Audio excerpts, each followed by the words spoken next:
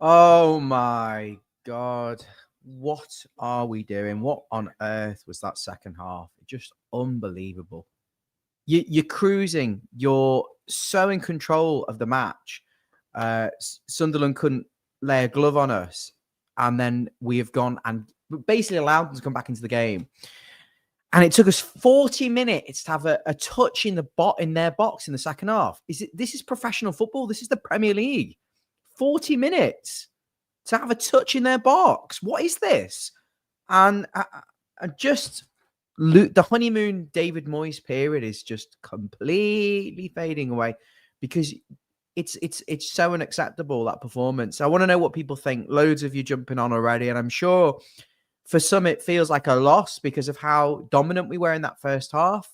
We also have to accept probably at the end of the day a point was a fair result because we didn't do anything in that second half. Then again, can we argue that Sunderland didn't do an awful lot in that second half? Pickford didn't really have to make any saves, but the defense is so shaky. They are panic stations, constant panic stations. You've got like a bunch of lampposts in that back four. Not one of them have got an ounce of foot speed between them. And your midfield, the minute the two central midfielders lose a bit of stamina, the whole thing falls apart. I thought Dewsbury Hall, you might as well have had I don't know.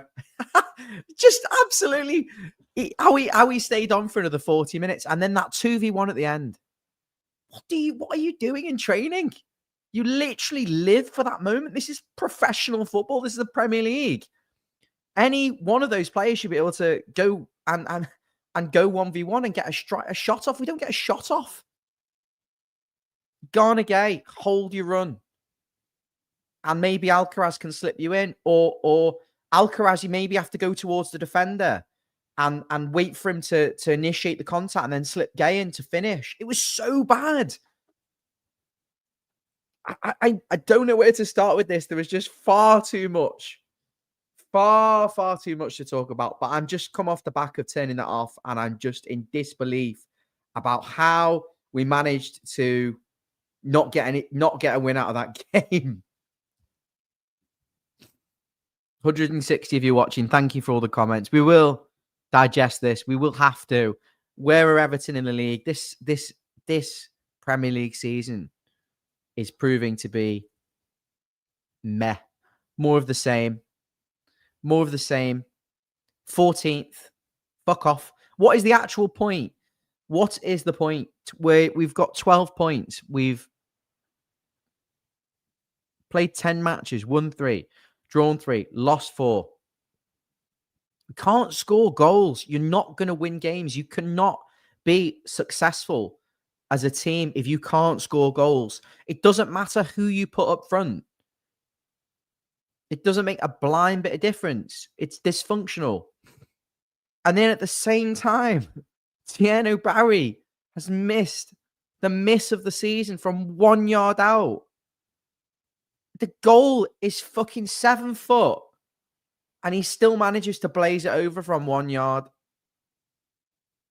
It's easier to it's harder to miss. I don't know who the heck has scouted this guy. My brother described him as a twiglet. He's just got nothing about him. There's no technical ability. There's no strength. He's slow. I almost feel sorry for him. But how the hell have you gone and spent money for him? And these owners, you're proving your transfer market skills were incompetent. You've got 2 outstanding wingers in Jai. He could play for any team in the league. England's goalkeeper, Jack Grealish, who's been unbelievable for us. And then you lace them with dog shit players and have centre-backs who were 6'7", playing right back. And there's just no way to progress up the pitch. We look lost when we've got the ball and we got to play it from the back. And the manager, David Moyes, taking 150,000 minutes to make substitutions when you can clearly see legs had gone. I want to know what people are thinking about this.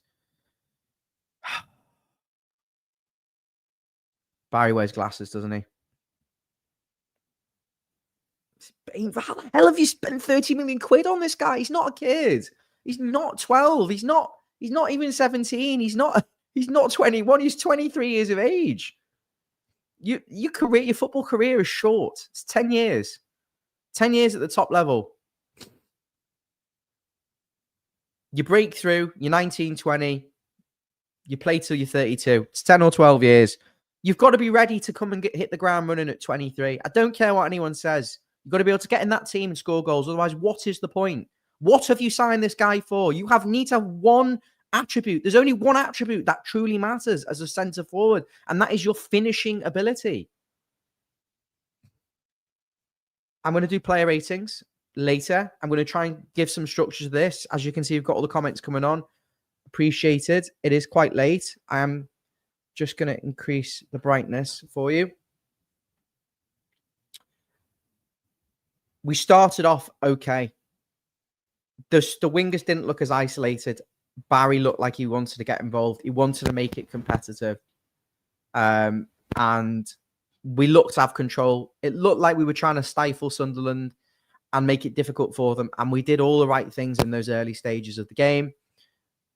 Build some possession. Sunderland made a lot of individual errors. I would say it was more Sunderland making a lot of errors rather than Everton relentlessly winning the ball back. I don't think we did. I think we were positionally very good. We played quite a high line. We were quite aggressive. Njai, tenacious and holding on to the ball. Jack Grealish again offering an outlet. And Dewsbury Hall, to be fair to him, offering good quality on the ball, a willingness to drift to the left-hand channel and interchange with Jack Grealish. And there was some nice play, and we did carve Sunderland open multiple times. We got in good opportunities to score. James Garner, of course, having that early strike with his left foot, narrowly wide.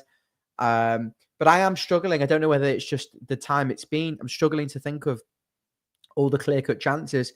So I'll talk about the goal from Iliman Ndiaye, which seems so infuriating because that goal has just the same value as the goal Granit Xhaka scored, which might as well have been an own goal because it was not going in. It was straight at Pickford. And Tarkowski, where do you fucking start with him? He's pure panic. I don't know who decided to give James Tarkowski a new contract right now. From what I've seen of him this season and this preseason, his legs have gone. He's pure panic. I don't know what we're trying to do. What is he doing for that goal that they score? But I need to go back anyway. Let's give Ndiaye's goal the credit it deserves. But at the end of the day, it's worth the same as the deflected goal. He's on the right-hand side.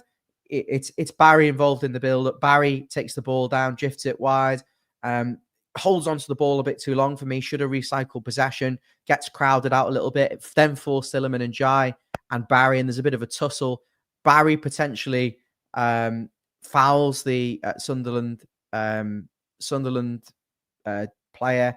It wasn't given as a foul. Iliman Ndiaye picks up the ball on his right foot, cutting inside, and takes it past one defender. Then there's a foot from another defender coming in. Then he moves it onto his left foot, past another defender. So he beats 3 defenders at least, and it's a perfect finish into the top left-hand corner. It's just guided in so beautifully. The keeper's got absolutely no chance. And Everton at 1-0, you're thinking it's just a matter of time now before Everton go and get a second and a third goal. This is the sort of the Brentford away performance of previous seasons, what we've been doing away from home, soaking up pressure, just stifling opponents and going to get win. And our away form has been superb because at home we don't look like we have any answers. We can't progress the ball from defence. The midfield is too defensive. We play with 6 defensive players and don't have the creativity. And then we have striker who's isolated, a number 10 who drops too deep, and wingers who stay far too wide, leaving huge spaces all over the pitch. So away from home, you're thinking this might be a good opportunity to restore a little bit of confidence. The first half was extremely dominant. Sunderland kept making mistake after mistake after mistake after mistake. But 34, 35 minutes into the game, and it's like something changes. Sunderland start to build a bit of momentum. I think they had 75% possession for a 10-minute spell between 33 minutes and 43 minutes. And Everton are like now just trying to get to half-time. And you think we've gone from complete dominance to a complete crumble. And we get in 1-0. I'm thinking, well, we only have one good half. And I've seen it before where that Barry chance, which we should talk about actually just now, which was the last shot on target we had, wasn't a shot on target. Barry's had 9 games without scoring, not having a shot on target, by the way. It's an amazing cross from Jack Grealish. Mikalenko makes an overlapping run, takes the defender away. Grealish checks inside onto his right foot, lofts it beautifully to the back post for Barry, and he's 1 yard out. And as I said before, it would have been easier to score, harder to miss, blazes over the bar. Half time, 1-0. You know what's going to happen. If you bet and you're into your football betting, you just know this is how the script works. You're on top, you get a goal, you don't capitalize and take your chances, the game flips. You know Sunderland are going to come back into it. We only have one good half all season, just the one good half. I can't remember us having 2 good halves. To be honest, even the good halves aren't even that good. There's a reason we're 14th in the league. We're piss poor in defence. We're piss poor up front. Let's just accept it. Facts are facts. A quarter of the season gone. It's shite. If this goes on till Christmas, I would seriously be asking questions of the manager. And personally, I don't even know whether we should be waiting till Christmas. The problem is, who are you going to bring in? You look at the types of manager who improve us. It's Areola at Bournemouth. Is he really going to leave Bournemouth, who are competing for the Champions League, despite selling half their players, showing that they're a proper football team? Who are you going to get? What the fucking hell's going on in here? Hang on. Wow.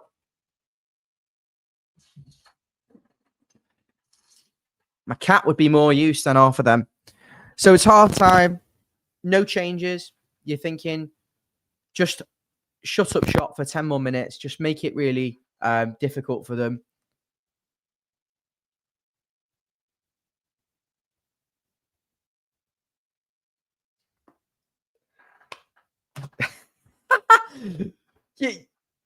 Just get a bit of control back of the game. That's what you say half time. Control the game straight away. Sunderland play in behind our midfield.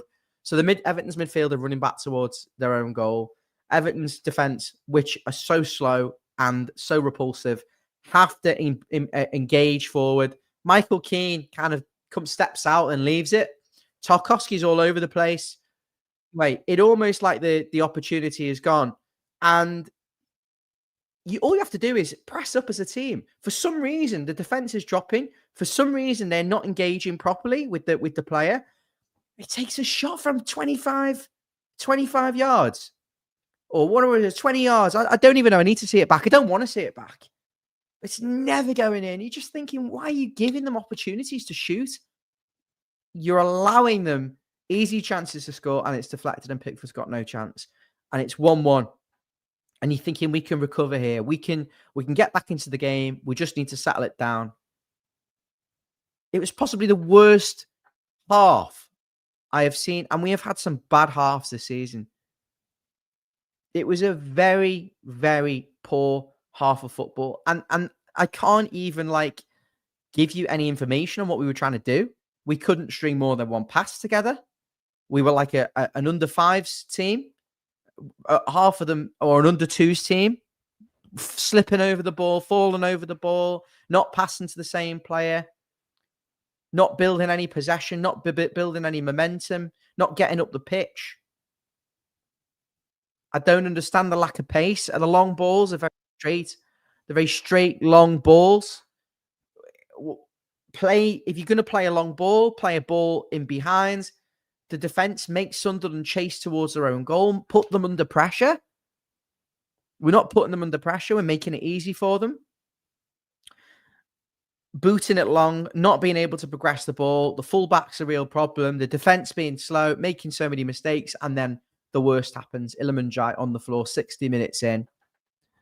And Iliman Ndiaye gets a kick to his ankle, and he has to be taken off.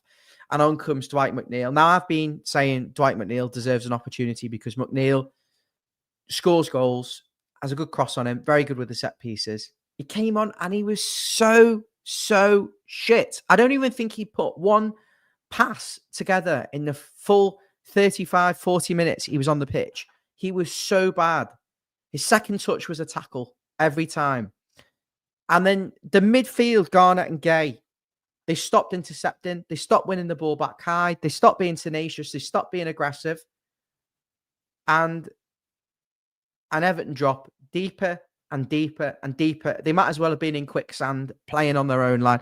And Sunderland and then building momentum. They're getting everything together. They know Iliman and Jai's off the pitch. Iliman Jai shouldn't have to play as a fucking right wing back half the game. He should be up the end of the pitch, waiting for the counterattacks, waiting for the transitions, waiting for us to turn the ball over. He shouldn't be playing right wing back. And unfortunately, he's injured, and you're replacing him with a one-legged, one-eyed, boggle-eyed player who's got nothing about him when you're under the cosh. And we can't build any possession whatsoever. Jack Grealish getting crowded out. Midfield can't get the pitch. Defenders not engaging. Michael Keane was the only defender to come out with some credibility. I do think Mykolenko tried hard, but Michael Keane he still managed. He still managed to effectively give what I consider a clear penalty. He handballs it. It's a penalty all day long. Corey, I can see you waiting. Corey, it's a penalty. He kicks it at him. He turns. He blocks it. Do you know what? We've seen that given so many times, usually against us as well, isn't it? So I was so expecting that to be given, but we got away with that one. Oh my God. After that first 20, 30 minutes, we were absolutely garbage. Like, I don't know how we've got away with a point. Have you been watching what I'm saying? I'm just trying to give the monologue before. I haven't had a chance. I've been trying to log in for a few minutes last, so I haven't had a chance to look at it. But I know Jan. Yeah, there you go, Jan. We sat off and didn't let them play football. We sat off and let them play football. We didn't chase up. We didn't have. Even they were faltering and enigmatic as far as Sunderland have been concerned so far this season, and they let off and we didn't capitalise, and then we just shrank into the game and let them attack, and their petulance luckily didn't get any of them sent off, but we could have capitalised, and we had some clear opportunities. I'm not going to, as you say, you're not going to castigate Beto and Barry for that. It was just a lack of joined up play and incision, and it seemed like 11 or 10 outfield individuals playing football. They weren't a team playing cohesive, coherent football. 60 minutes gone. You still haven't got a shot. You still haven't had a touch in the opposition's box. You've taken Njai off. You've got McNeil coming on.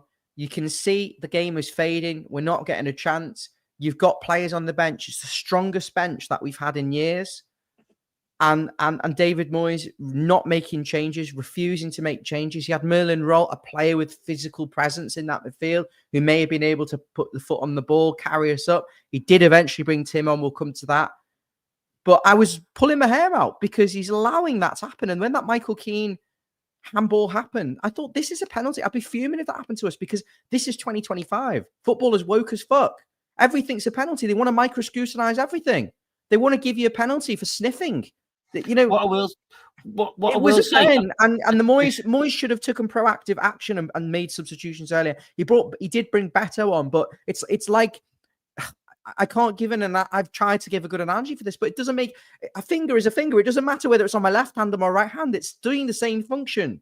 He's doing the same function. This team is so dysfunctional, and I feel sorry for him. We have multiple areas where we're just failing to play proper football. We have fullbacks that are out of position. We have fullbacks that aren't serving the purpose. So, okay, Mykolenko might be a fullback, but his game is a bit limited. And then he's got Slow Tarkovsky, Keane, who's not the first choice. And then we've got O'Brien. So then you've got centre-backs who have to cover one liability on one side and not allow or be able to complement the missing elements of the other fullbacks game. We don't have a centre midfield linchpin because we've got a rotation. We don't have a player that dictates play in the centre of midfield, whether it's because Idrissa Gana Gay is getting older and he's not. Whose fault that? Whose fault is that? Whose fault is that? Tell me. Whose fault is that? These owners have come in. They spent 100 million on players that aren't ready. Why have you spent 100 million on players that aren't ready? Can someone please? Because we were told that we didn't have the purchasing power. We hemorrhaged players. We didn't make the right acquisitions previously. We've been punished by the restrictions of financial fair play. We've already had a points deduction. We were told that we had targets that we attempted to get, and some of the ones that we did get fell through. You know, were just second string targets. Okay, that were based on. Let's have a little analogy here. Corey, you work with cars, okay? Yes. I'm going to treble your money and you're going to shovel shit. This is what you need to. This is the point I'm making with Everton. They didn't offer enough money to the players or the club to get those deals over the line. They focused on quantity over quality. It is very clear to me that everything should have gone into the centre forward. Sort your priorities. Make sure your centre forward is going to come in and score goals, not a fucking project player. Okay. We had Beto's stock really high. We could have moved him on. We could have got most of our money back. And not signed the Twiggler, as Stevie calls him, and signed Samu at Porto, who's going to come in and score goals and hit the ground running, or Walter Marder at Newcastle, who was a lot cheaper earlier in the window. For me, it doesn't work. And the point I'm making, Corey, is if I offered you to treble your salary, and I don't know what you earn, but I'm trebling your salary and I'm giving you a job you don't necessarily like, I bet you a lot of people would take that opportunity, because money talks, and money didn't talk for us. And we went and signed Tyler Dibbling, who's clearly not ready. He can't get in the team. We went and signed. We have completely dysfunction. We are trying to compete for Europe. We're nowhere near it. Sunderland have gone out and bought the right players, and I'm baffled. I'm absolutely baffled. I know we've deviated there, but is there not an ounce of anger in you about how disjointed that recruitment has proven to be? I wouldn't say anger. I look at it as new. I don't know why we bought him when we need another fullback. The main thing is that we've not bought a right back. That is the biggest, massive, glaring thing. I was in the camp of I thought Better would do okay this season, and I thought, and I still think Barry has got it in him to come good. He's shown flashes today, just an absolute massive sitter, which kind of then ruined his game. Just so Neil Michaels. If he does nothing all game and scores, everyone's happy. If he plays okay, like he did, and skies it over from a yard out, no one's happy, because his job is a striker. But how many chances did he actually get? That look, if you think about it, if he misses that, but in the course of a game of ordinary football, where you're getting decent supply, decent joined up football, decent teamwork, because he was actually doing stuff off the ball and not in the penalty area. But think of it, how many chances does a player get in a match? You might get 10, 12, 15 chances, and one or two happen like that, and it's the same as going wide or something. You know, you let it off. But it becomes pivotal when it's the one or two chances. And we shouldn't be playing that hyper efficient type of, you shouldn't be relying on one or two chances. But this is Premier League. This is the pinnacle of football. You may only get one chance, but your job when that moment comes is to score, because that is the basic attribute. A gardener is good at cutting hedges. And if he can't cut hedges, he's not a good gardener.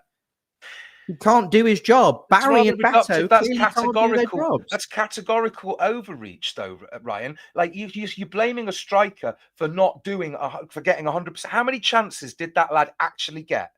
Ian, really? He's played 9 games. Let me illustrate a point, because I'm making the point. Okay, you responded right. That point is, I know what you're saying. And there's a standard there. But if he's not given a fair platform to even perform at that standard, because the rest of the team behind him don't give him any fair supply, so he's already on tenterhook. Look, you can see, and I don't need to plead to emotions. It's not a pathos argument here, Ryan. The point I'm trying to make is that I don't think it's fair to already castigate or crucify a player when we already know his limitations, when we already know he might not be the top choice, when he's already competing with two strange, not top level, and £30 million. Yeah, but he's not like the sort of £50 million that you'd see headlines of most other Premier League teams at least. Okay, so maybe that's why you are then subsequently demanding. If he's not a £50 million striker and you want a £50 million striker, don't hold him to the standard of a £50 million striker when most of the fault is tactical or the entire squad. That's why I'm blamed. Before I slagged him off, I blamed the recruitment, because I said, first and foremost, they signed him. They are at fault. They've paid the money for him. They scouted him. You can very clearly see he hasn't got the attributes at this level. I described it before. He doesn't have any pace. He's not very strong. He looks very tall, but I don't know what I'm looking at here. I don't know what I'm looking at. And in the moments he's got to score, he's playing in the Premier League. He's a £30 million striker. He's 23. He's not 19. I think we're being too kind. I really want him to succeed. I said earlier in the show, I don't know if you're watching, I said, I feel really sorry for him. but he's had 9-10 appearances and he's not had a shot on target. 3 starts. He's not had a shot. He's played nearly 45 minutes in every single game. He's not had a single shot on target. And if it's not his fault, then whose fault is it? Because someone's got to get their head on the chopping block. Okay, in that, let me ask you, how many shots off target? Well, that's an interesting statistic to say. How many shots off target has he had? And because when you consider how many maybe touches or what supply he's getting. Sorry, but it's the finishing, isn't it? It's the finishing standard. Yeah, I know that, but how many shots has he had in total then? Because you can't look if a striker's got the ball, you're going to say that eventually they're going to have some shots. So if you look at maybe his total shots is really low, that would suggest to you that it's not just his supply conversion, but it's the supply issue. I also think there's mental elements here because the manager's job is to settle his players, and you can see this guy is frustrated. He lunged. He could have been sent off after missing that chance. He seems impetulant. He obviously wants to succeed. He was so unhappy about being substituted off. And I appreciate that. And I want him to do well. And I feel sorry for him. But the manager's got to calm him down. The manager's got to get his arm around his shoulder or whatever management style to get the best out of this player. And I'd said this in the preview with Corey. He had Lukaku. He had Luis Saha go on a 21-game run without scoring a goal for Everton. Yakubu went from a 20-goal a season striker to very poor for 2 seasons, then got loaned to Leicester and found his form. Cahill went on long runs without scoring. He's notorious for making it difficult if a striker is not a Lukaku, they're not going to be able to compete as a one lone striker. It's that fucking simple, Ryan. I'm sorry. But then if that's the case, why have we signed him to be a lone striker? I think, to be honest, everyone plays one up front. No one plays two up front. Yeah.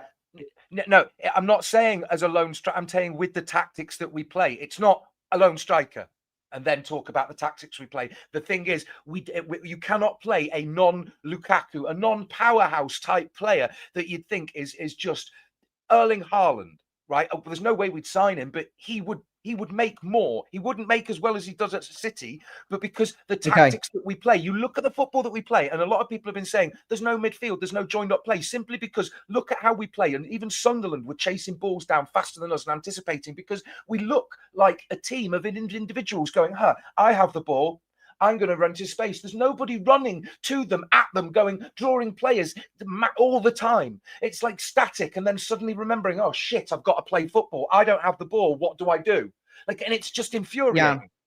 I wasn't really comparing using Lukaku analogy. What I was saying was David Moyes has had a history when he was Everton manager of strikers under his tenureship going on long spells without being effective or scoring.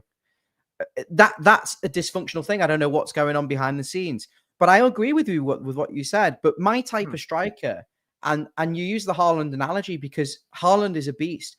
Haaland can engage in fight and tussle, but when you look at him, he wants to find space. Whereas I think Everton strikers for some reason are obsessed with duels and having to win flick-ons and having to battle and being back to goal. I would rather my striker is on the shoulder, on the half turn, kind of side on, wanting to be slipped in behind for a through ball. You look at Haaland's goals against Bournemouth, that's what he's doing. He's waiting, he's anticipating, and his technical quality is there. And he's got 26 goals this season. We've got 1 goal between our 2 strikers. You can't compare the 2. But David Moyes has got to face so much criticism for this because he's setting this team up to do that. He could easily go, right, Barry, I don't want you to engage on it with any of the Sunderland centre-backs. I want you to go between the middle of the 2 of them. I want them to worry about which one of them's picking you up. I want you to be on the half turn. And you know what we're going to do? Slip it in behind this guy. What is he doing? It's not on Barry because I thought Dewsbury Hall was terrible in that second half. It's just nowhere to be seen. We paid £30 million for this guy. I know that gets you nothing nowadays, but it was a whole bad egg performance in that second half. And at 85 minutes, it was when he bought. You want to jump in there? I just want to say, please, before we start going down, please do absolutely go ahead with this. But before we start going down railroading things, I just want to make it quite clear that I really want to. Looking at Everton's precarious situation all across the board, all across the entire everything, and play, just considering all that, I really don't want to entertain getting rid of Moyes when other problem, like what owners, how are they releasing the purse strings? Is it just a graduated thing of settling into the stadium, seeing the increase and then having that increase, the rolling 3-year window or the changes to the rule, all this kind of crap, right? Because what we've seen certain players dibbling who's promising, and we bought 42 million, etc. And Grealish has come here, and like players have said that they've come here, and it's been David Moyes that's been pivotal in that. Now, I'd just like to consider that Moyes has said, look, factor this in the start of the season, he said he had other transfer targets, and we saw it. We saw some players, and we could still talk about speculation, but they were up here and are spending, or maybe they weren't drawn by the money. Maybe that was it, Ryan, because sometimes for some players, it's not just about the money. Because once you've got a certain standard of living above that, right, it can be about how you're seen and what your reputation and what you can achieve, right? Because if you're not gonna, some people want to be a big fish. But the point being, getting rid of Moyes now, it's just shooting yourself. It's shooting yourself in the chest to ignore the pain in your hand. Like, there are other things going on, because that would literally just be getting rid of the captain and be sending us rudderless. To me. Okay, so I don't necessarily agree with you about the money thing, but that's a separate topic. Why have Sunderland been able to recruit all these players, but we seemed incapable of being able to bring players in? Tell me what the attraction to Sunderland is. They haven't been in the Premier League in years. I don't need to explain it by terms of the attraction to Sunderland, because to Sunderland, well, for them, it could be they've gone for fairly unknown players, and it's gelled and it's worked out, and it could be, I don't want to necessarily explain. Would you agree with that, Corey? Hang on. Corey, you know a lot of the Sunderland players. Corey knows a lot of those Sunderland players. I'd argue a lot of them are quite well-known players. You look at Mukiele, who was at PSG. Lefebvre was a very big signing for them. Granit Xhaka, proven player. They didn't just go out and buy no marks. They spent quite a lot of money there on players that as they were going to Sunderland, I was thinking, well, why aren't we at least asking the question here? Talibi is fantastic. He's expected to move on to he'll be a Champions League player. He'll be a very, very big player, and he'll be a highlight player in a few years.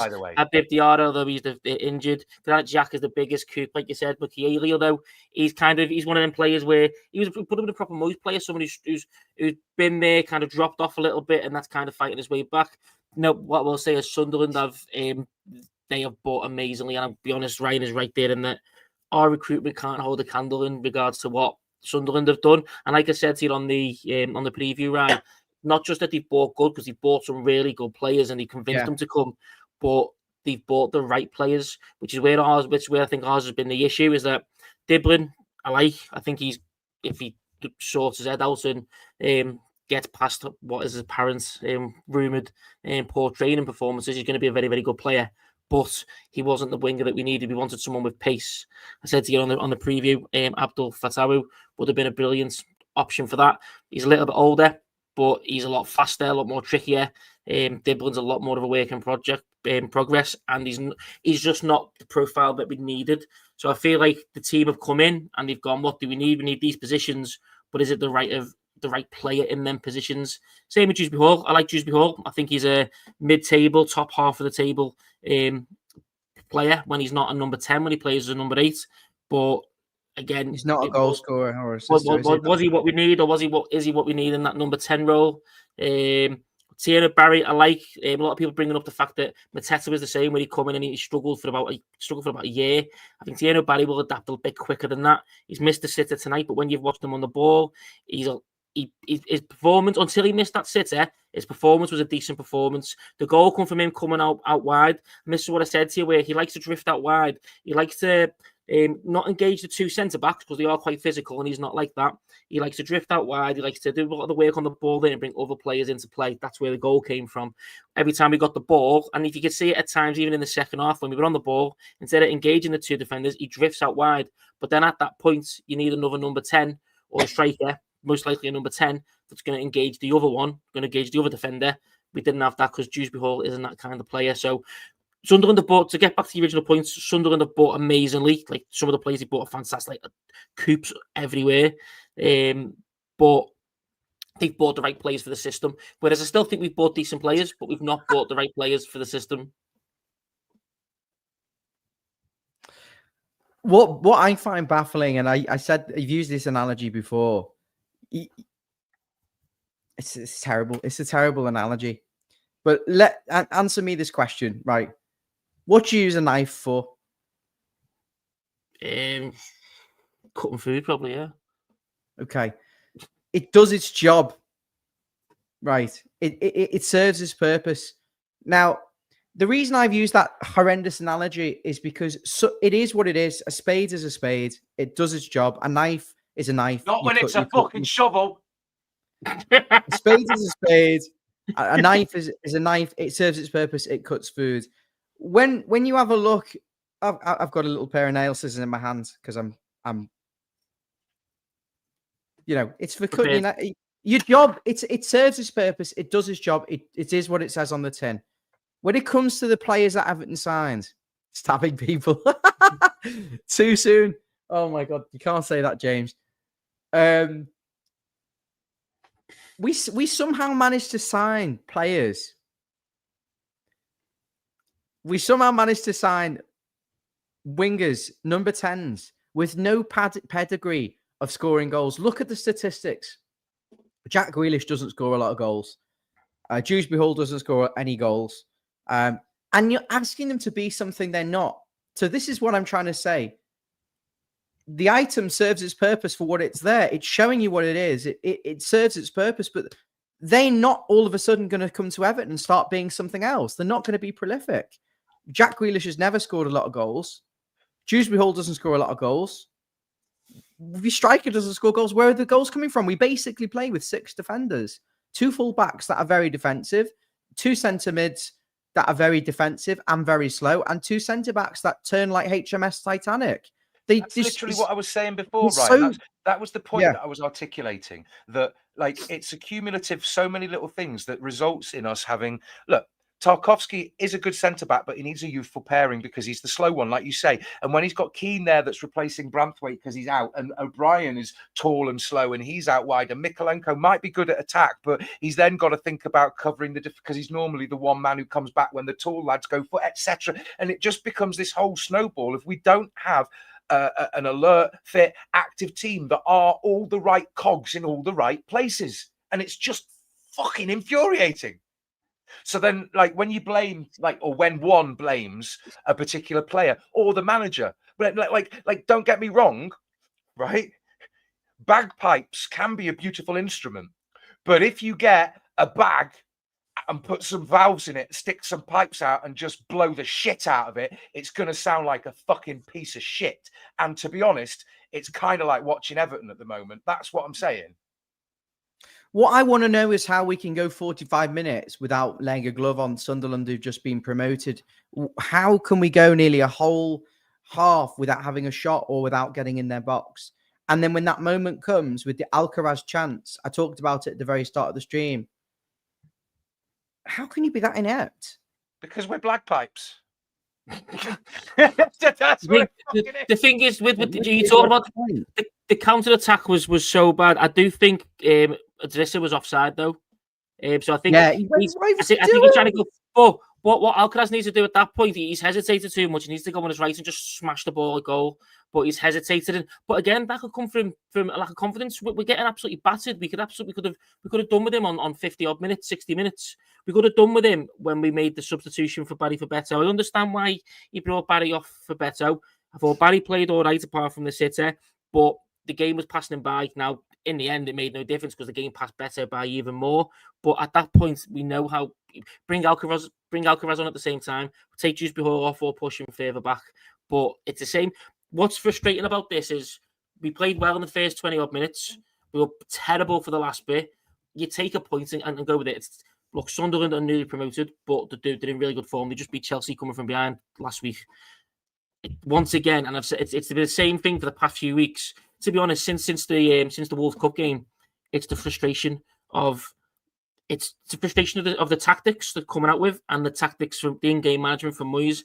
I'm not saying Moyes has to go in no way, shape, or form, but he's making a massive rod for his own back. And these are the things where we were getting frustrated with Sean Dyche with, because he was playing defensively, he's playing tactically defensively, and he was making decisions that everyone else can see that he shouldn't do, or he wasn't making decisions that everyone's saying that he should do. I don't think we'd be bottom 3. I think we're far too comfortable for that in terms of the teams below. Would you take 17th? No. We don't score any goals, and we've got AFCON. Yeah, and the only player, I think Gay's been quite poor. I think the only player we're going to miss is Iliman Ndiaye. Now, granted, he's going to be a massive, massive miss, but sometimes we said this previously, where if you have to take a player out, I'm thinking more just Gay, it can actually make things work a bit better. Look at when Dewsbury Hall didn't play, and okay, we were poor first half against Palace, but that second half, when Alcaraz came on and he played the number 10 role for the full half of football, we looked a lot better. Moyes kind of forgot all about that, but maybe taking Idrissa Gay out and bringing someone else in from the start will be a lot better for us. Will push us further up the pitch because we've not got two holding midfielders. Will then allow us to have more players in the box and allow us to have more chances. My theory was Garner at right back and roll into midfield. And before we start talking about tactics, though, before we start talking about how we can move forward, can I just can I think about maybe looking at another element of this? Because Tazul here, who's quite active on Tazul Islam, said a draw was, talking to Brett in the comments here, the draw was a decent result. It was a tough game. We're not taking anything away from Sunderland. We're just moaning about our ineptitude and the performance of our so-called superior players. But let me just, for a second, let me just posit a question. The reality, regardless of whether they're promoted, whether there's efficient signing, whatever are maybe realistic or not expectations are, look at it even now after the result, we're 14th and Sunderland are not, right? So let me just ask you a question.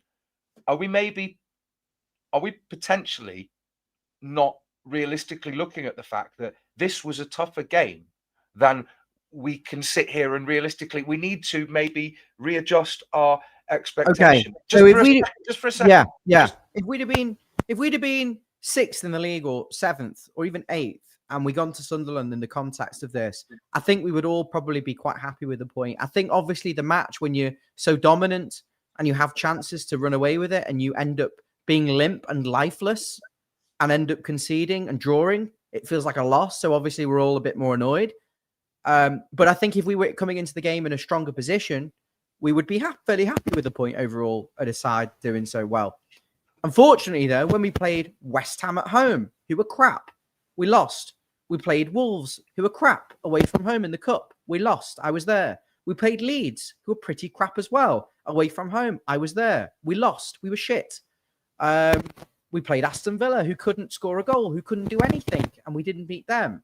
We crumbled against Tottenham Hotspur because brain-dead players and manager didn't recognise that we couldn't defend the set pieces because we had 5 players who were under 6 foot, and they kept making it very difficult for us, and we didn't react, and we didn't be proactive, and we didn't make tactical adjustments. So it's because it's not looked at in isolation, Ian.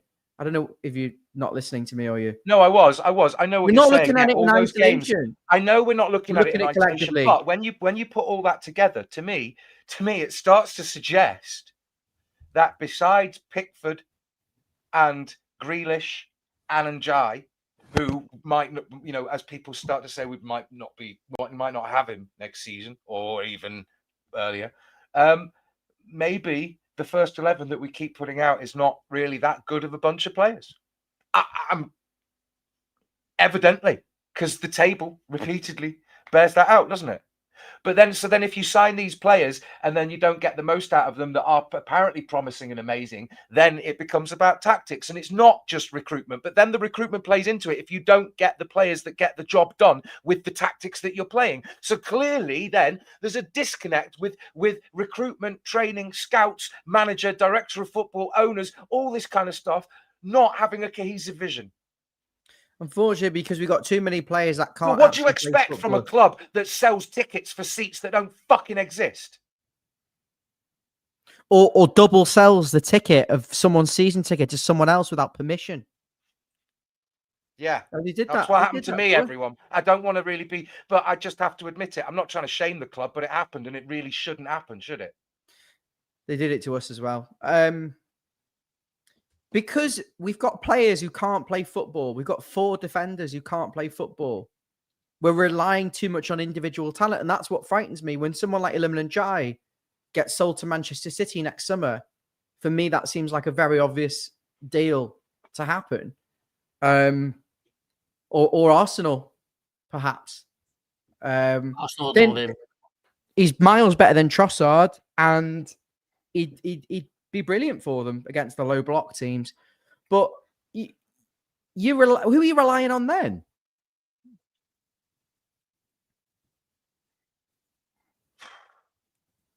I don't know why Ollie Roberts is laughing in the comment. Didn't they just lose 6 out of 7 games? I don't know. No, probably spending 300 million. No, dude.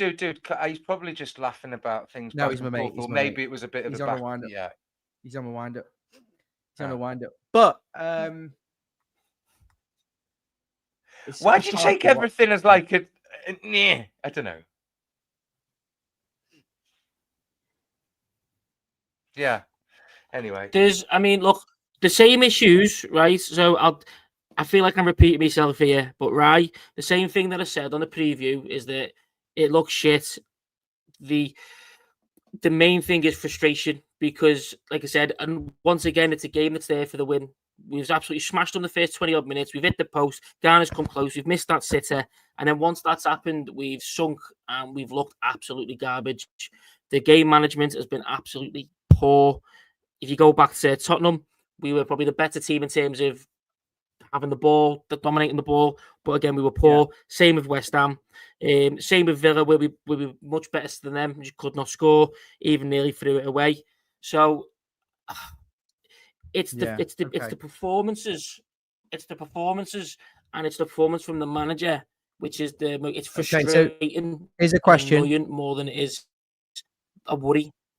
Here's a question for you both. You've given me some good points there. You've talked about Aston Villa, the Aston Villa game. We probably should have won that match. The West Ham game wasn't that good. Neither was the Brighton one we won. But if I offered you Lukaku, so hear me out. You've got the modern day Lukaku. You didn't sign Barry. You sold Beto. You didn't sign Dibbling. And you chucked 80, 90 million pounds at just this one player. Fradkin's make one understatement. They sign a proven goal scorer. I don't know who this is, by the way. But let's just say it's the Lukaku, modern day Lukaku. Where are Everton in the league right now? I can tell you for sure. Everton are in Europe. They're in the European spots. And that shows you what there are fine margins, but at the end of the day, you can't drive a car without wheels. You can't be competitive in this league without a striker that scores goals. And at the end of the day, that's all that truly mattered. That would have won the games for us. A Lukaku. Do you believe that, Jan? Corey, do you believe if Romelu Lukaku, 2015-16 Lukaku, was in this Everton team now up front, we would be... I think we'd be at least 6 points higher. I believe if we'd have gone and spent 55... Sorry, just quickly, I will say, if we'd have spent 55-60 million on a recognised 25 to 29-year-old striker from Europe, from not a top team, not the top 20 teams in Europe, but from the category that is below that, and we'd have spent the money, then yes, we would be in a very different position, and we would have edged out of games, and we would probably be in about 6th. So why have we signed players to sit on the bench and be good in 3 years when we're bad now, and we were bad last year, and we've been bad for 25 fucking years, and we have to go and watch this shit week in, week out, and it's boring? I don't think we've bought players like that. I think Barry was expected to come in, and I mean, what I mean is, I don't think the club is intentionally set out to do that. I think they're expecting Asnu to be better than he was. Probably not turned, but definitely not turned out the way they expected to. Dewsbury Hall's come straight in. Grealish come straight in. Tierney, Barry, I think they were expecting him to come straight in, maybe give him a couple of months, maybe to have settled by now, and expecting Beto to be playing well to take that burden off him, but he hasn't. So it's put that burden on Tierney, Barry, and it's kind of showing a bit more. And I think they were hoping Tyler Dibbling comes in and plays exceptionally well, but then why would you do that if you've got Njai on the right and Grealish on the left? So I think they have intentionally brought these players in to start or make an immediate impact, but I think they've got it wrong in terms of them players. They realised that they sucked. Robbie says, will we be battling relegation? I'll be honest with you. If someone could offer me the chance, based on what I've seen now, if you could offer me the chance to take 17th on the condition, hear me out, that I don't have to watch any of these games and we can just skip to May, we cancel the Premier League season. And we just honestly, and we try again next summer buy some new players. I probably would take that. But if you're going to make me sit through with this sort of thing every week, I mean, what would you say the Fried King group are thinking now? 10 games in, Ian, they've bought players, they've backed to some extent, and we're only truly 6, 7, 8 points away from competing. We're not in the relegation zone, but we are close to that. You know, we're Nottingham Forest. They're only 5 points behind us, I think. I think they're looking, and I think they're saying the same thing. The table is quite tight. I think their biggest concern will be the performances, but it will be the fact that the players that they've bought in, maybe not the Freakins, but the leadership group of the club will be thinking these players that we've bought in, none of them are getting are barely getting a sniff. Why is that the case? Okay, I think that's what they'd be looking at and thinking of more than anything. Okay, look, I don't know whether this is appropriate, but whether it betrays something that's inherently different about the footballing experience of supporting Everton Football Club under a new ownership, under a change. There's so many things, and I won't go into them. I'd be here for 15, 20 minutes at least before I could even touch on all the subjects, right? But for faults, flaws, or otherwise, we did have a board member that at his heart, in his own way, loved Everton Football Club. We had an owner in Bill Kenwright, and that in some way now has been relinquished, where we only have faith that the temporary owners of something that means more to us than most other things. It's a madness. It's an obsession. It's a love that is unreciprocated and is very unidirectional, and they rely on our support and our money and our time and our good faith. Now, what I hate is, as I've said, the ticket fiasco, the bilking of the Goodison experience of selling everything off and turning it commercialized, the microtransactions that it's turned into like a video game experience. And the truth is, the people watching here, there are so many people who are watching who would love to go to every single home game, as I am so very lucky to do, because I have been going for over 2 decades, and my dad bought my ticket for so long, and I've got a season ticket, and I go with you, and I take you guys, right? But you know what? It's not a jolly day out for me. It's my bread and butter. It's like going to visit my nan, because I've been going there, whether it's Goodison or not. I've been supporting Everton Football Club since before I was fucking born. And there's teddy bears locked away in cupboards that were in a fucking incubator before I even saw the light of this. I saw the light of the sun in the sky. So you can't fucking tell me that I don't know what it means to lug this club, and you get temporary custodians that take over it, and talk about the increased financial viability of consolidating loans and having more executive box experiences, and then we get a fucking piss take, the amateurism of having banks of empty seats, of having my season ticket double sold, of having other people have their tickets or seats not fucking exist, and we have recruitment where we can't fucking spend a player, and we have targets, and we're told in press conferences, the manager says we can't get the players that we want, and you're telling me that fuck off. Like, if you want to be the temporary custodian of this football club, nil satis nisi fucking optimum. What I would just like to add a little bit to this is that people are not going to like 5 this. minutes. There's nearly 500 people watching. People are not going to like this. But I can't be, I'm just going to be really honest with you now. People are going to hate this, but I don't really care. This is my channel, so I can say what I want. £6.50 for a fucking donut. Fuck off. I haven't got a problem with overpaying for shite food, by the way, if the money goes towards the club and we get better players and the experience is better. Donuts are worth it. I can't be bothered going out in the winter. This is what I'm thinking now. Freezing cold, slipping on ice, trying to find somewhere to park, walking 30 minutes to try and to get to the ground, to have zero atmosphere, horrible crowds, trying to get through that entrance through a narrow gap, then going in the south stand to try and get to the west, zero facilities, to sit there and watch turgid football, boring football, where it's just not that enjoyable to go out and have that experience. And then to spend an hour and a half trying to get home for a journey that should take 20 minutes because it's gridlocked.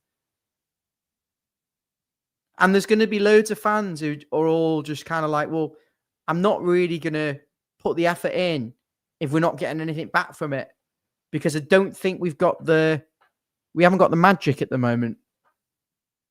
We've got a stadium with amazing views that can make money, but the whole feel around everything is a little bit like, I don't really care at the end of the day unless the football's good. I'll go and watch it. I'll go and watch this in fucking Calderstones Park.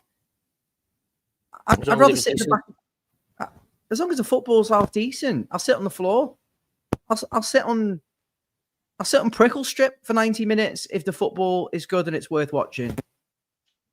But I don't care whether the stadium's good if the football's bad and the results are bad.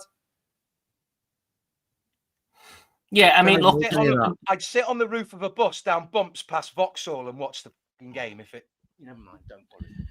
By the way, if anyone's watched like that Black Mirror episode, which is like, do you know the one where he's like cycling to get credits and he goes on like Britain's Got Talent and starts going on a mad one? You're on to that's to get the credits to get, yeah. We only had 50 views till Jan was going on a mad one. It just bumped up to like 5 ton. Like it's like that episode of Black Mirror. I'm sorry. I'm sorry. Big Jan Bosch.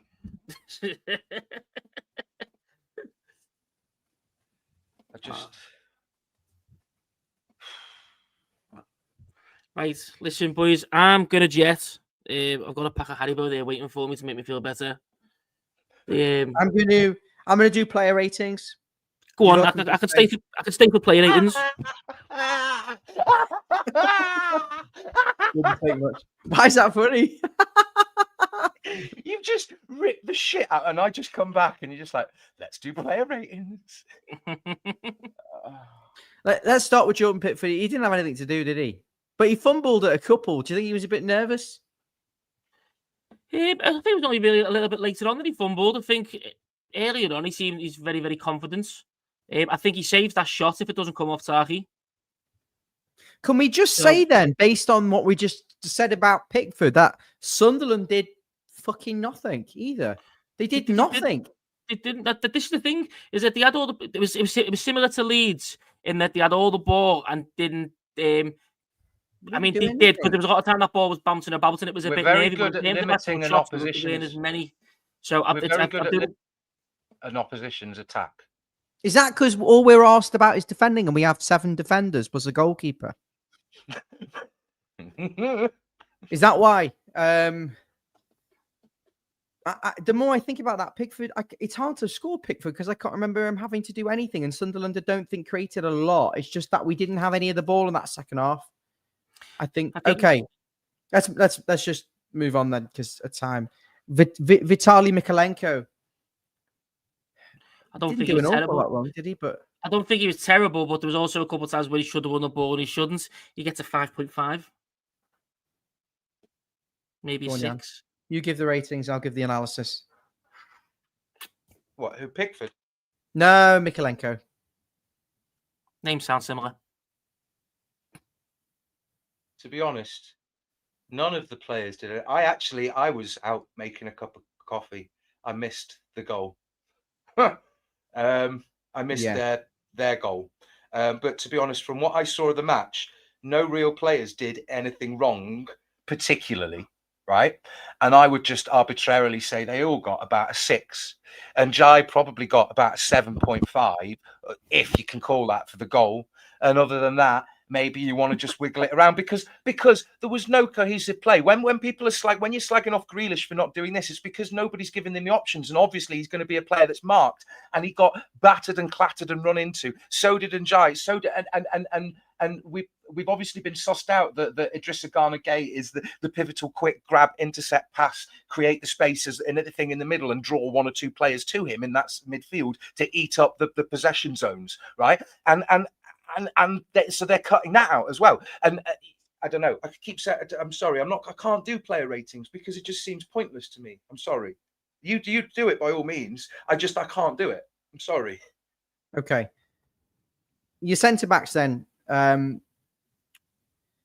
Michael Keane for me is proving to be the best of a bad bunch of defenders this season. He looks like the one who's getting himself in the right position. He doesn't panic. Well, he does panic, but he seems to be more in control of what he's doing a lot more.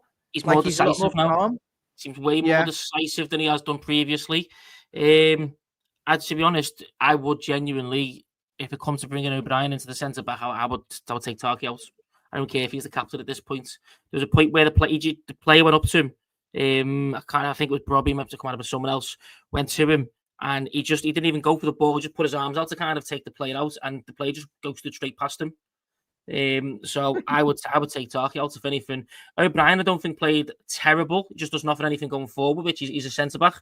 But there was a couple of times defensively. He's not that good. He's not great 1v1. He jumps. He's 6'6" tall, but jumps 5'2".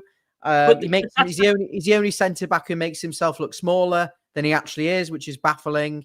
And he seems to be weak as piss on the back post. I noticed one where the ball went in the box, and he's kind of just trying to sticking his arm out, trying to hope for the best, and they head over the bar. But Michael Keane is certainly the best of the three. I think I give him a 6. Tarkowski, what's going on with him? What is going on with him? He's pure panic. Tarky gets a 4. Tarky for me gets a 4.5, and Keane gets a 7. That's where we're at now. It's like a fish out of water, Tarkowski, week in, week out. My point being, right, don't get me wrong, you don't expect players to be identical. And look, even on Football Manager or FIFA, they've all got different spikes and different skills and abilities. My point being in this is, and I think gas I don't pipes like any of them. No, I'm not saying it's pointless. Yeah, and this is I'm saying it's not on the players, because even how badly they may play, they can only play as well. But maybe there was a lack of effort, or maybe there wasn't enough vitality in the play. But then what is it? The tactics? Is it the players? Is it just all 11 of them, and only Njai is capable of doing something magical? Like, I don't know. I mean, but even Garner had a good game. Garner had a good game. James Garner hit a stinger, come very, very close. Grealish hit the post, put a brilliant ball in for Barry, which he should have scored. So there's some exceptionalness within the team, and I think Idrissa Gana Gay's been poor defensively, but he actually hang on. We're going way off here. Jake O'Brien, 5. I've already given my opinion on him. 5. He's not had a good season at all, has he? Really bad. Him and Tarkowski. He's a 6 foot, he's a 6'5" centre back playing at bloody right back, for crying out loud, lad. He's a 6'6" centre back who jumps 5'2", turns like a boat. If he jumps, he's in the bloody air for about half an hour. So any smaller player is just going to outmaneuver him. What do you want him to do? A tank can't be a speed bike. He was really good at right back last year. We were all saying it's fine. We don't need a right back. Jake O'Brien's very solid. Now every fullback runs past him. He can't win a header. He panics on the ball, and he looks miserable. I mean, he's just. Oh no, I'm not saying we shouldn't. I'm saying. Give me a rating, Corey. Jake O'Brien. Jakey, yeah. Yeah, I think 5. I must be being harsh because I'm annoyed. I would have said a 5.5 usually, but 5. Right, that midfield then. We'll start on the left, Jack Grealish. Wasn't that effective overall, but it was still probably by his standards, I think, because he still puts in solid performances. The cross for the Barry chance, he should have easily had the assist today. Hit the post, I suppose, but doesn't shoot enough. He's playing left wing. He's a left forward. You're not scoring enough goals, lad. You're playing left wing. You score 1 goal in 10 matches. It's shit. Can we just accept that? That's not a good return for a player in this system. It's a shocking return. It's not, but again, same with Iliman Ndiaye. People saying he doesn't get enough assists. Iliman Ndiaye could have had 3 or 4 assists this season if the players put it in. Grealish could have had an extra 3 or 4. He's one of the most. He got more assists than most players in the league. He's up there, and he would have had even more if players had put him away. So I cut some slack for something like that because he should score more goals, and I do think he's a bit too far wide. I'd like him to come inside a bit more, but he's very wide. We need Anthony Robinson at Fulham. He's creating what he needs to do. He's doing his job. It's the others that are letting him down. But yeah, imagine if we had Anthony Robinson. Anthony Robinson at Fulham. Imagine if we had him at left back, bombing on, holding the width. Sir, please, sir. Go on, sir. Sir. imagine for a second, imagine that we went out.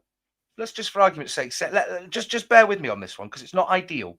But let's just say in January we went out and bought Richarlison, and we had a right back that started playing, and Asnu was fit, and Branthwaite recovered from his injury, and we started playing Martin Roll and Dibbling and Alcaraz a bit more, and it became a sort of maybe rotating core around those players. Grealish might sort of sign KDH and Jai, and maybe at least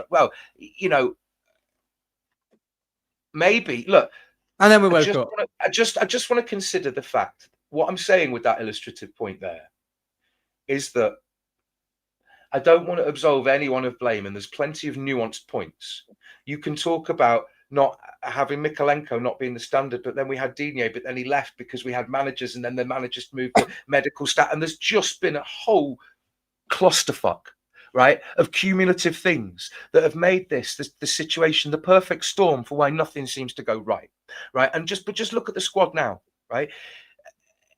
We had a centre back pairing, they settled in their stride, and then they get injured, and he needs an operation. And I don't want to spiel all this off as a woe pity party, but you just at some point, what do you just go? When do you just throw your hands up and just go, it fucking is what it is? Because we can dissect it, but pinning it on the players or pinning it on Moyes and either undermining their confidence or changing one element of stability where, okay, you might not be the best, but who is Everton a real attractive opportunity? And that this is the crux of it, because the only true people that are in any position to alter this trajectory, to have stability, to enact a business plan that incorporates football growth, finance, competitism, and forward thinking are the owners. That's it, right? And surely getting rid of Moyes, who's endeared the club and offers stability and is demonstrably the reason for. I'm not disagreeing with what people are saying. That I understand the desire for change, right? But just knee-jerk that being the only one, I don't think that's the solution, because we have so many other issues that I've illustrated and ranted and preached about that they need to take accountability for their responsibility to steer this club in the right direction. That's it.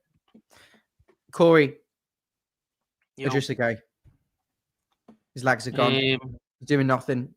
He's doing nothing, isn't he? Week in, week out. I actually thought this game today was one of his better performances. His passing was quite positive. He was one of the only ones going forward, but his legs, his defensive, the way he's covering ground, he's really struggling. And we said this on the preview that if you're going to have Garner playing in midfield, he's good doing that. He's going to play the number 4 role. So play someone that's where Martin Rowe or Dewsbury Hall should come in and play that deeper role with the legs, with the ability on the ball, and then we can have a man playing in the number 10 role, whether it's Grealish, whether it's Alcaraz. I think that is the main change that has to be made. I think, there's something to say of putting O'Brien at centre back, but that is the main change that needs to be made. And then we need to have a right back ready to go. Garner to right back, roll in midfield, and maybe Alcaraz up front and see what. I'm thinking we need to have a right back there for January the 1st, ready to come into the team for when we play the 3rd or the 4th. I think we need to have a right back there for the day the transfer window opens. It's just not happening. But that's what we need. This talk should be happening now. They should agree someone now, but it's not going to happen. But let's whiz through this then. You've got James Garner, your other central midfielder. What score do you give him? 5.5. 7. Good performance, yeah. He's the best of a bad bunch. Yeah, I would say that 6.5. If you give Njai 7, I'd say Garner did 6.5, 7, because he was always competitive. I have a lot of admiration for Garner because he doesn't do very much wrong, and he's a very cultured player. That the mistakes he makes are because he tries to do. Any mistakes that I often see him doing are because he's trying to do the right thing, and it's as a result of often another player's misdirection or just a bad bounce. He's a very cultured player. And I appreciate that, because he brings that. Even if he doesn't have the best game, he still brings that to every game he plays, I think. No, I agree with you, mate. I just think it's I think while he was good in the first half, I think it was quite noticeable how he kind of disappeared throughout the game. That's why I just went as low as I have done. I think Idrissa Gana Gueye gets the same. He offered more going forward with his passing, but defensively he was very, very poor, apart from one good slide tackle. The midfield the midfield was non-existent, but we said this, that they've got the energy in midfield, and we were going to struggle with that without energy there. Iliman Ndiaye, world-class goal, holds up the ball, tenacious, makes things happen. Didn't do a lot in terms of a lot of assists or goal-scoring opportunities, of course. 65 minutes played. You've got to give him an 8.5 for that goal, haven't you, really? That's 7.58. 7.588, yeah. And Dewsbury Hall then, Jan. What are your thoughts on Dewsbury Hall's performance? He's a very industrious player that tries to do the right thing. The only trouble is that's is he Leon Osman without the goal threat? No. It becomes very wasteful.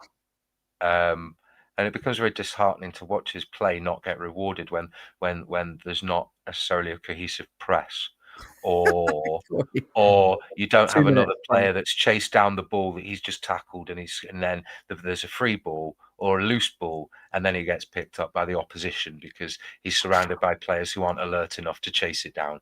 And this is what I mean. It's exhausting watching Everton.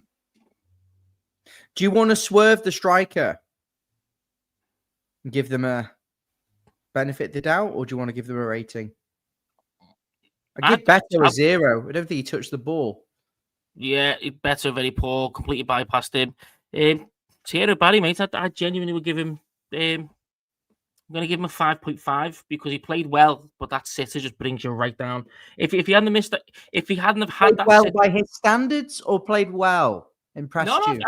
I think his ability on the ball was decent. Don't get me wrong. There's still bits to improve on, but I've seen the positives with him. Positives which I knew that when he goes out wide, that's what you're going to get from him. But I've seen a lot of positive there. Definitely some growth and something to work with. But I said if he didn't have that, didn't miss the sitter, because he would have scored that and it'd have been probably 7 or 8 or 9.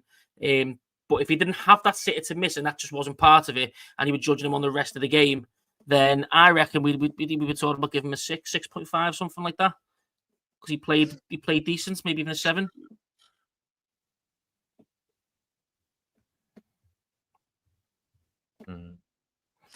And then the rest of the subs, there's no point doing anything for them because they were absolutely pointless. Dwight McNeil.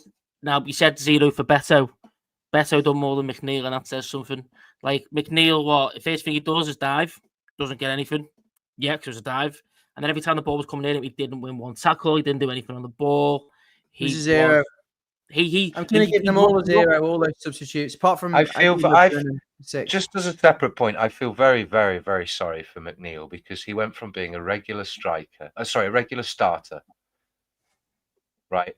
And I'm not saying that a player can always expect this, but he went from being a regular starter that did score a few goals and delivered it, and then there was a bit of a blip, and he was just sent out into the wilderness, and our actual performances and results are not really much better than when he was playing. Do you see what I'm saying? I